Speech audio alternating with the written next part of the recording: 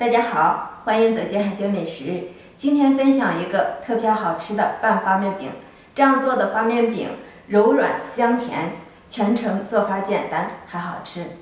面盆中加入300克的温水，放入1克酵母，15克白糖，搅拌均匀。白糖的量可以自行调节，也可以一点都不放。看到酵母融化后，分少量多次的加入普通面粉500克，边倒边搅，搅成这种大面絮状，下手揉成团儿，揉成一个中度软硬的光滑面团儿，密封醒着半个小时。醒面的时间里来制作油酥，碗中放入2小勺油，加入1小勺面粉，搅拌均匀，调成这种稀油酥备用。案板上撒点干粉，取出醒制好的面团，揉搓均匀，排干净面团里的气体。大面剂直接压扁，擀成长方形的大片状。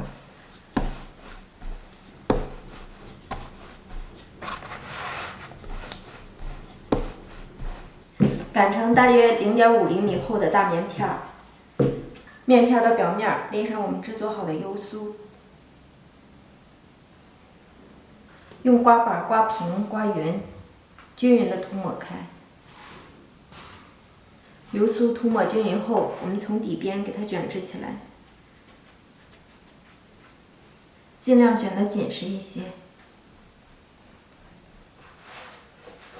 卷成这样的长筒状，两边整理整齐。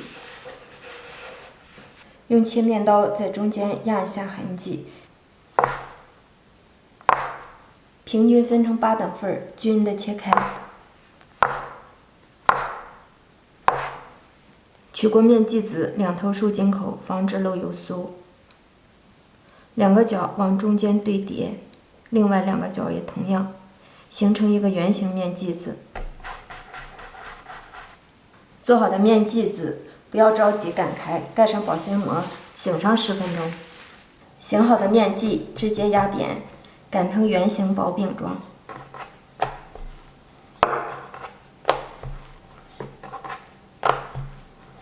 这个饼不要擀得特别薄，中等大小即可。锅预热，刷油，油热后放入饼皮，转动一下饼皮，让饼受热更加的均匀。看到饼微微鼓起，然后给它翻面。翻面以后继续转动，